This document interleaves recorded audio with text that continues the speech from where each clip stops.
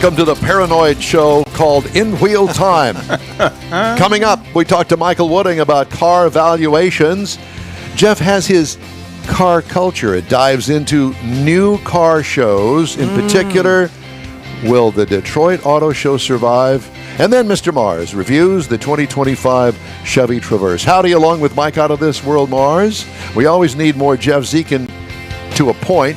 And Chief Engineer David Ainsley, I'm Don Armstrong. Glad you could join us today. Thank you very much. We're back in the studio for a little while anyway. Till what, March? Believe so. March, like that. That's our next tentative date. Yeah, okay. So about a month away. But we're here with you in our home away from home, the Sugar Shack Studios. Joining us today in the Sugar Shack studio, well, not in the studio, but I will say that he is just a hop, skip, and a jump down the street a bit. Michael Wooding from the Auto Appraisal Network and Woody's Waterfront Car Show. And it's good to have you with us this morning. Good to see you, my friend. Good morning. You doing well? I'm doing fine. I'm doing fine. Making strides and improving every day. Good. Glad to hear it. So let's talk, first of all, about what you do with the Auto Appraisal Network. What is it? And sell it for us. We are appraisers of custom, classic, and collector cars. There's other appraisal services available, but they deal mainly in new cars and wrecked cars and that type of thing. But when you've got a 57 Chevy with a LS7 or LSX in it and a Art Morrison subframe, what is that car worth? What should I be insuring it for?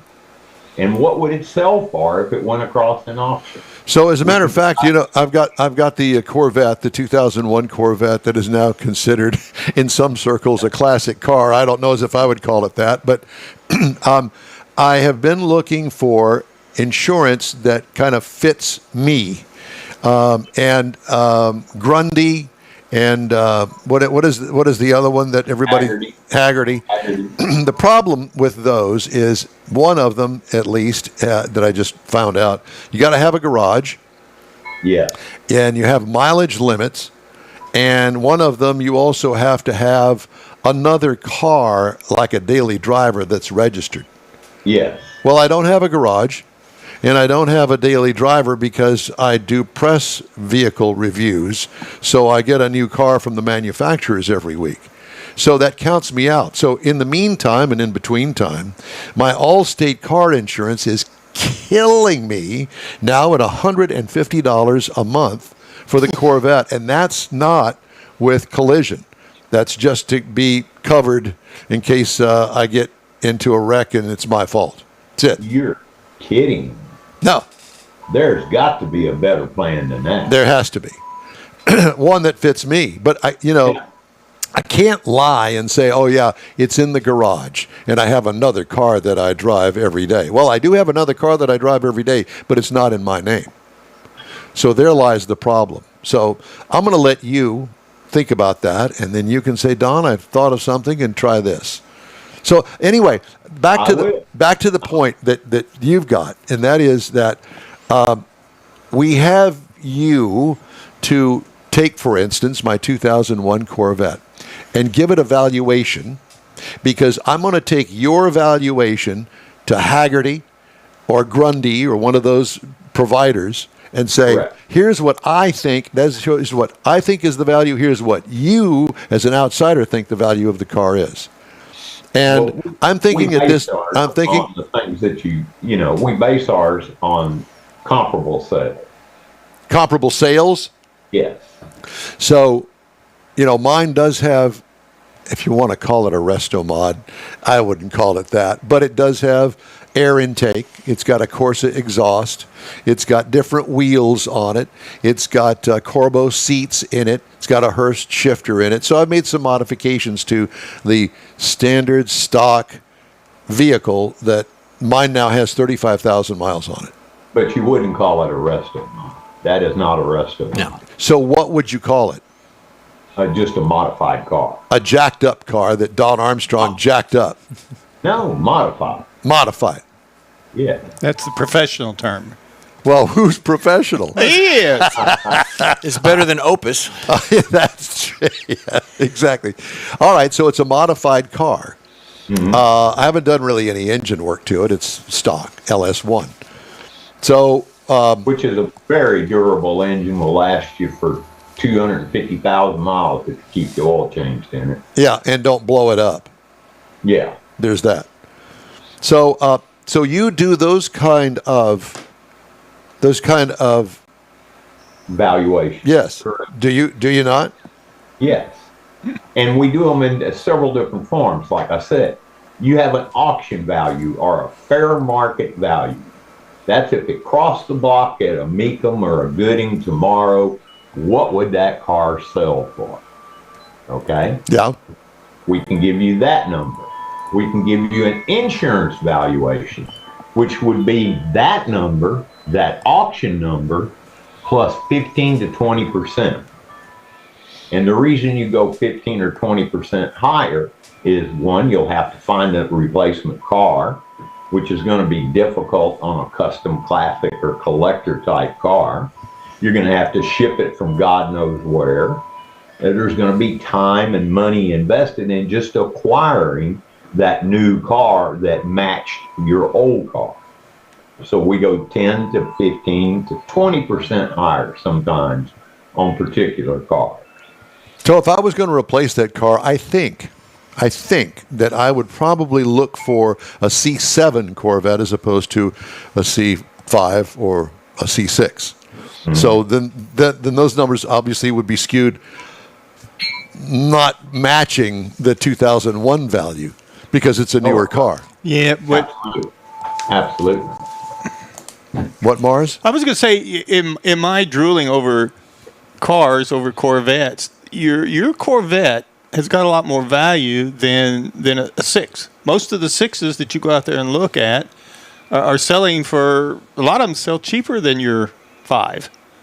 Now, the I wouldn't know. I don't. Well, that's something that some of the boards talk about, how come the C5s are holding their value better than the C6s. And some are even saying maybe the 7s. They're just not appreciated by the market from what I've seen drooling over them. Well, Michael Wooding would know better than us. They're holding their own. They're not gaining in value or going up, but they're because they make such good track cars. You know, somebody with a little bit of extra money can pick up one of those cars at a reasonable price and take it straight to the autocross and start racing that car.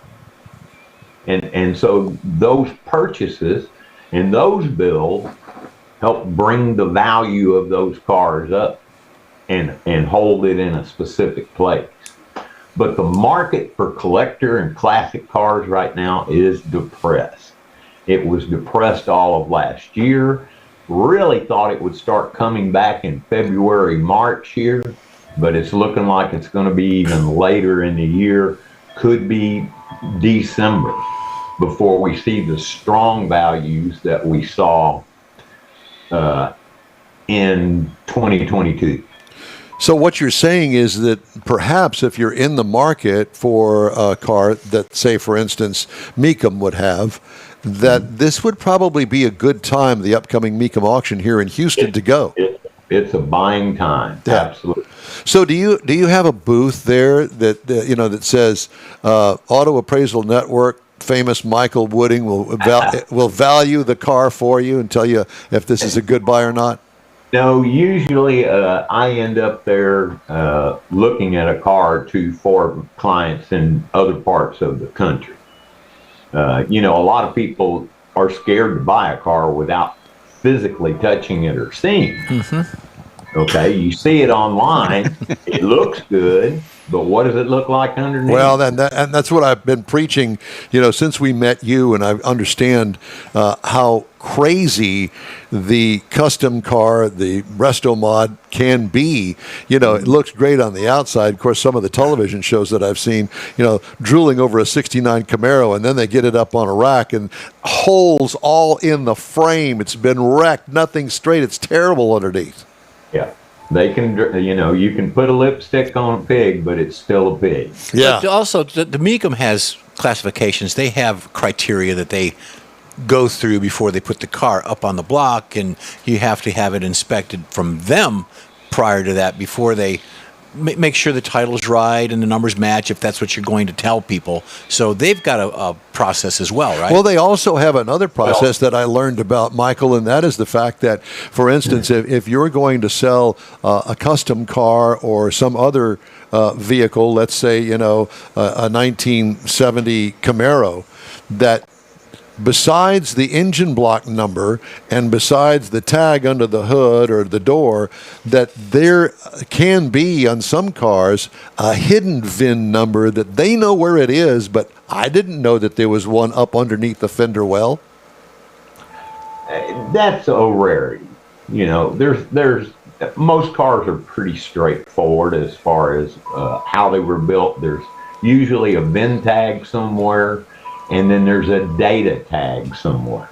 The data tag usually tells you when the car was built, what color it was painted originally, what kind of motor it had in it originally. The VIN number doesn't give you that kind of information. So you have to have that data tag. And then when you get into high-end collector cars, you look for what they call the build sheet. And that's a mere piece of paper that at the factory followed that car along as it was built and told them what to put on it. When they got to the end of the line, they might throw it on the floor and put the carpet over it. They might stick it underneath the back seat. They might glue it to the top of the gas tank. Several different places they've found those build sheets in the cars. And if you can get a build sheet to back up your car, and it's a nice original car, you're talking great value. And now, and do they still use build sheets on all cars? No, they don't. No, it's not. It's computerized now. Yeah, versus a piece of paper that actually follows the car. Can you? If you, let's say, for instance, a 69 Camaro, and I know that I just used that, I'm just throwing it off the top of my head. That had a build sheet with it, did it not? Mm-hmm. It did. Okay. And so if, let's say, I can't find the build sheet or it's been lost along the way, can you go to Chevrolet and say, can I get the build sheet for that particular car if you got the VIN number? No. Can't. Chevrolet does not have that information anymore. There are guys like Galen for the Mopars and various individuals that bought out GM records and Ford records, and Kevin Marty for your Marty reports. What they did was actually buy the archive from GM and from Ford, and they house those so they can go back there with a VIN number and tell you what that car was built with. Now, and how many of those cars were built that way. Now, does the Auto Appraisal Network, if I want to, can I use your services to delve into that? To a limited degree. We normally, unless there's a lift available, we can't get casting numbers off the transmission and things like that people like to document along with the motor. When you're doing 100% original car, you have to have a casting number that matches the dates that the motor was manufactured and the car was manufactured. Well, since the last time we talked to you, have you run across anything that's a good story about auto appraisals lately? I know you've always got stories. The thing is these people are spending God's amount of money on building some of these rides. There's one in particular that I did. There's actually a TV show, the Martin Brothers deal. Yes, right. Resurrection. Yep. They built this Hudson pickup truck for a gentleman. I remember it. That was absolutely gorgeous, okay? But the guy that commissioned it didn't even live to see it finished. His brother had the car finished and delivered. The overall bill was $500,000. Yeah. Jeez. Okay. He had me out to appraise the car that, because he had another one or two also, and appraised that truck on what he could expect to get for those at auction. Yep. We said around 275 to 300. That's all. That's it. Even though they had $500,000 into it. Doesn't matter what you spend, it's what the market will bear. Yep. Wow. Okay. Do you know? Did you follow it through? Did they get the money for it? No, he sold it for $285,000. Wow. And they put $500,000 into it. Yeah. Oh my God! It sounds to me that my '77 Corvette that I don't even know how much money I put into it. I bought it brand new for $11,000, custom paint, chrome, all this stuff, and I sold it for next to nothing. Nothing. Yeah. So that's one of the. That's what I tell people now when they say they want to get into the hobby or they want to have a classic car. I tell them to go to Mecum or one of the other auctions, find a car that's close to what you want, have it inspected, and buy that car. And then change that car to what you want. Right. Okay? Yep. If you wanted a red 70 Buick Grand Sport. Oh, yeah. 455, okay? You can find the yellow one, and you can buy it at a reasonable price. It comes across. You buy that, put a paint job on it, you've got what you've got, and you've got a good driving classic car that you can use, or you can go all the way and start showing it, when you redo those things. Hey, how we're running out of time here. How are things coming along with the this year's Waterfront Car Show? Well, it's going to change a little bit in that I have contracted the Houston area Pontiac Club to work the show and handle all the issues for me. Gotcha. So they'll be doing the parking, they'll be doing the judging, they'll be doing it pretty much all of it this year. And they've got a lot of experience because they do a show down in Galveston. Right, that's March 22nd on the Stream. Nice show. That show will be out, and that's always a good show. Well, Michael, it's great to talk to you. Thanks so much for joining us today. Good luck with your health, and we hope to talk to you again soon. You stay in touch with us now, you hear? If you want to trade that bet, now's the time to trade it. I'm good right now, but I appreciate the offer. Thank you, sir. Thank you, Michael. Take care. Okay, You bet. Good. You Bye. too. Just ahead, Mr. Mars has a review of the 2025 Chevy Traverse, and Jeff has his car culture feature on the Detroit Auto Show. In Real Time Car Talk Show continues in just a couple of seconds. The Tex-Mex dining experience is defined by Lupi Tortilla, your destination for Texas's best beef fajitas and frozen margaritas. Since 1983, Lupi Tortilla has served authentic and time-tested recipes made with the freshest ingredients. Atmosphere is part of the award-winning experience at Lupi Tortilla, all developed in a little house near Highway 6 and I-10 in West Houston. Visit any of the Lupi Tortillas and you'll see the same attention to detail in each and every location. Start your Lupi experience with queso flammeado and guacamole, along with a classic frozen margarita. Dine on famous Lupi beef and chicken fajitas, or pepper shrimp brochette, or a fish or vegetarian entree, and finish with a scrumptious flan for dessert. Find Lupi Tortilla in Houston, College Station, Beaumont, Austin, San Antonio, and Dallas-Fort Worth. There's a Texas location near you. The recipes are authentic and time-tested. The ingredients always fresh. Lupi Tortilla, he's pretty good. You own a car you love. Well, why not let Gulf Coast Auto Shield protect it? Houstonian John Gray invites you to his state-of-the-art facility to introduce you to his specialist team of auto enthusiasts. We promise you'll be impressed. Whether you're looking to massage your original paint to a like-new appearance, apply a ceramic coating, install a paint protection film, nano-ceramic window tint, or new windshield protection called ExoShield, Gulf Coast Auto Shield is where Houston's car people go. Curbed your wheels? Instead of buying new, why not have them repaired? How about a professionally installed radar detector? Gulf Coast Auto Shield does that too. Get a peek inside the shop and look at the services offered by getting online and heading to gcautoshield.com. Better yet, stop by their facility at 11275 South Sam Houston Tollway, just south of the Southwest Freeway, and get a personal tour. Gulf Coast Auto Shield is your place to go for all things exterior. Call them today, 832-930-5655 or gcautoshield.com.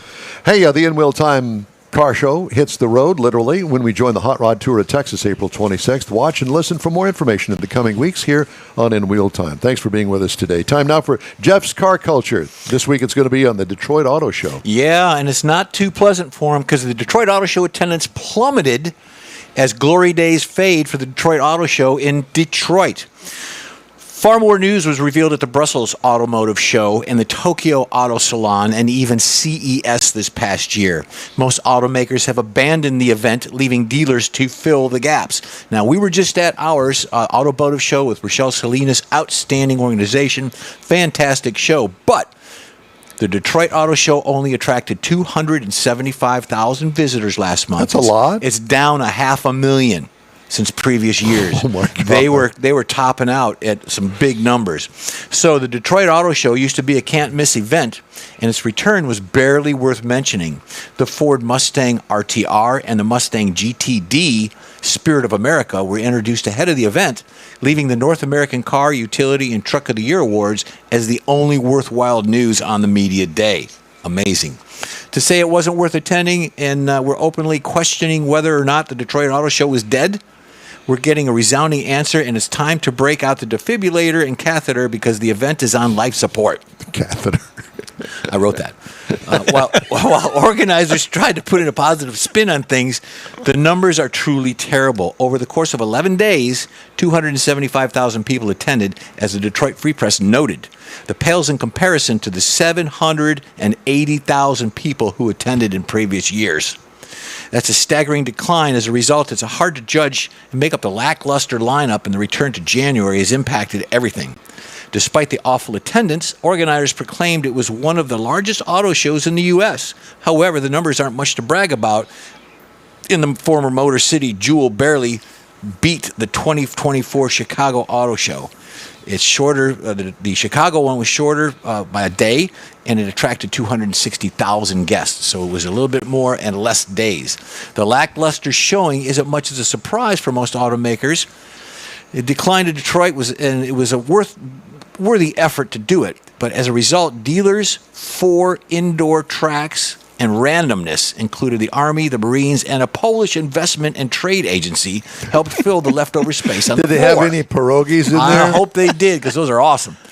This didn't stop officials from proclaiming. What is the whole thing with the dinosaurs? I don't know. There? It was Is just some event that this whatever Ford or. Well, I was whatever- just going to say because like a dinosaur. What is that? This Is thing. that like Could a be. Bronco back there? I don't know. It could be a Bronco.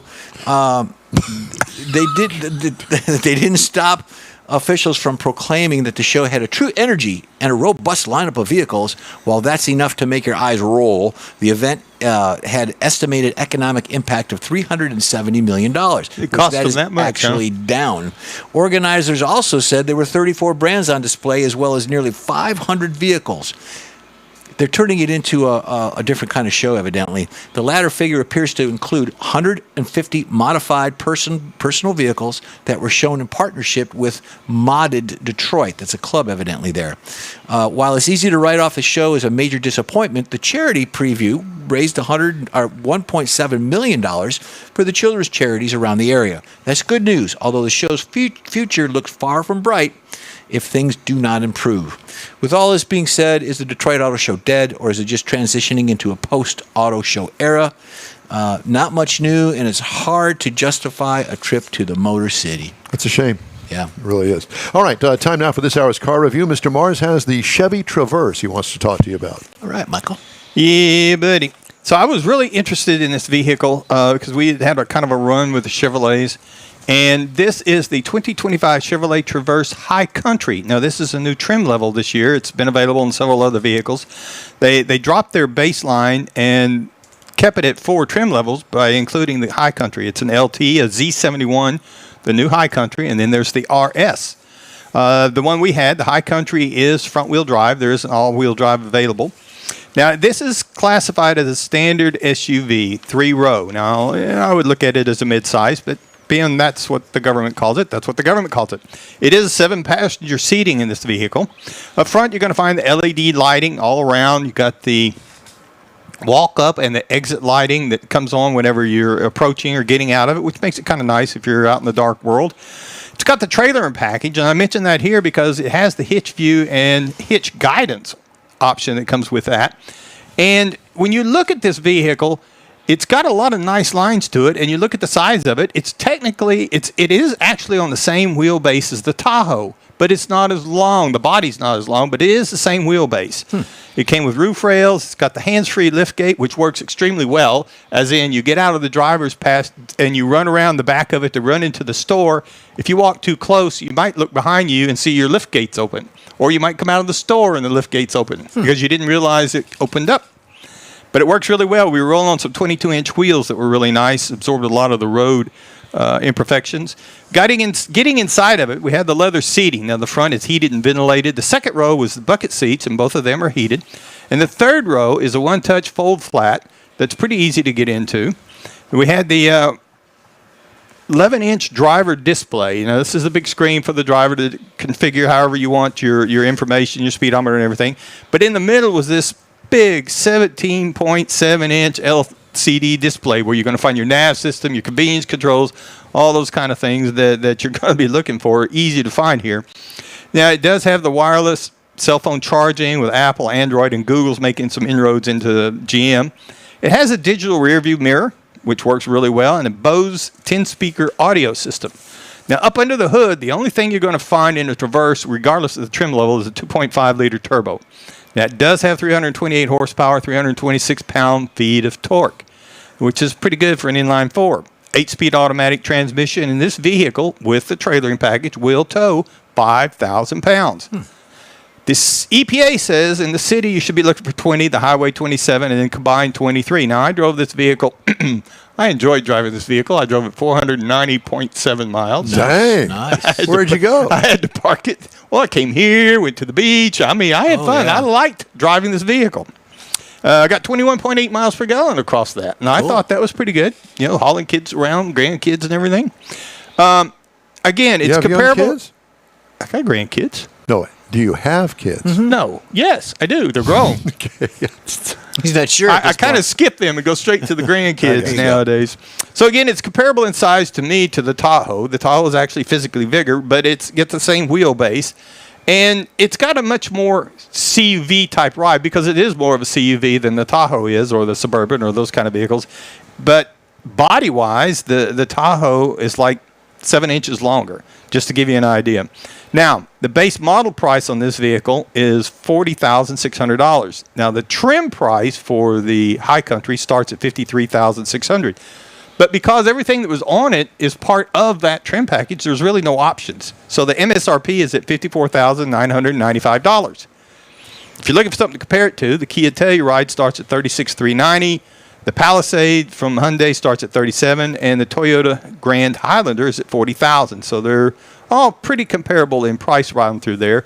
But I did enjoy this vehicle, and I think if I was looking for a 3-row mid-size or standard size vehicle, I would definitely encourage you to look at that one. I liked it. Yeah, The way you had it, I really did. It looks really good too. Yep. Hey, the In Will Time Car Talk Show continues right after a quick break. Pro-Am Auto Accessories has been serving Houston's auto enthusiasts since 1984, providing world-class products for sports cars, European sedans, and American muscle. Pro-Am is known as the place to go to find exclusive and hard-to-find parts and accessories.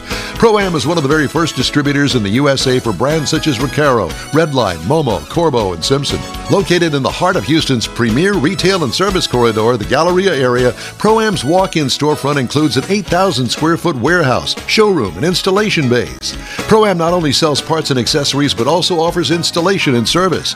Pro-Am is now reaching a worldwide audience through Pro-Am.com, taking its local reputation to the rest of the world.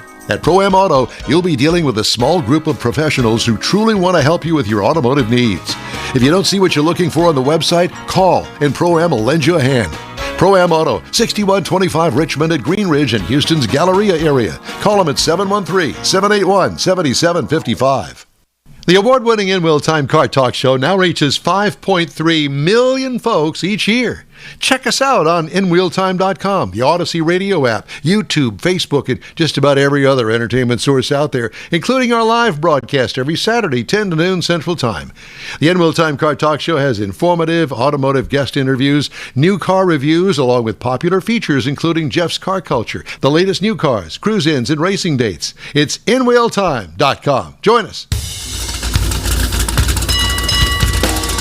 From the Sugar Shack Studios in Texas, USA, it's the In Wheel Time Car Talk Show. Just ahead, the brains behind the upcoming Hot Rod Tour of Texas, and they seem to be intact behind a lot of hair this morning. Know. Jeff has the cruise in and events calendars, and I'll bring you stories making automotive news headlines this week. Howdy, along with Mike out of this world, Mars. We always need more Jeff Zekin, Chief Engineer David Ainsley. I'm Don Armstrong, so glad that you could join us today. And, there's been a lot of excitement, a lot of talk around the state of Texas because of the Texas's own Hot Rod Tour of Texas. It's being talked about around the world. Around the world, yes, exactly. And joining us now, live from Victoria, Texas, I assume. Yep, they're shaking their heads. Yep. Yes, sir. Here they are, over here at Level X. Bobby Sparkman and Jeremy Taylor, and they had just gotten out of the insane asylum. They did. And they joining us this morning to give us all the details of the Hot Rod Tour of Texas 2025 edition. Gentlemen, this is the fourth year. Good morning. Good morning. Yes, it is. Yeah. Well, we're all excited about it. I know that tickets went on sale last weekend. How are ticket sales going? We have less than 50 driver tickets left. It went very, very well. Man. So if Very my well. math is right, that means 300 people have already Bellied up. signed up. Yeah. Over 300. Over 300. Well, congratulations. Obviously, you struck a nerve with all of us car enthusiasts, and we all want to join you guys. I don't know why. But it's a fun time and it's a great 3-day event. And so let's talk about the event, because along with the ticket sales came the actual discovery of the stops along the way. So where are we going to go? And to kick it off this year, we're doing Thursday. We're going to do a little garage crawl at a couple of local shops, and we're at one of them right now. And you can see this little Corvette behind us with the parachute on it. Oh, yeah. We're at Level X right now. Some young guys started this business up, a locally owned and operated business. But we're going to hit there'll be a couple of hot rod shops opened up, a powder coater opened up, and it's going to come and go from 10:30 to 4 that Thursday before the kickoff party happens Thursday night. So it's a little bonus add-on. It's a preview of the event's preview. Right. If somebody comes in early and they want something to do, and they can come around and check out what these little shops do. They do some pretty cool stuff. And that's in the Victoria area. Yes, all of it's within Victoria. Very nice. Well, we're looking we for have five shops. Oh, five we have shops. 5 shops Yeah. on that stop. So, and you're calling this the pre-tour crawl. I like it. Yep. Yeah, it's the Hot Rod Tour of Texas Garage Crawl. And I'd imagine that there won't be any drinking involved until that maybe 4 o'clock in the afternoon. Yeah, the Thursday afternoon party's where the party starts. Yeah, and that's at 4 o'clock, and that's going to be downtown at Town Square, right? Downtown, the same places we've done it before at De Leon Plaza. We're partnering again with the Victoria Symphony. That's Fantastic. That's really cool. Listen, I have to tell you that I was quite surprised, and that symphony. Oh my God, they're awesome. They are great. And it was a great event. I assume that you're going to have some food trucks down there? Food trucks and drink trucks and the whole 9 yards. The city's going to open up downtown. All the vendors, all the local businesses, they'll be open as well. Very nice. Yeah, as a matter of fact, I think that we wound up going down the street to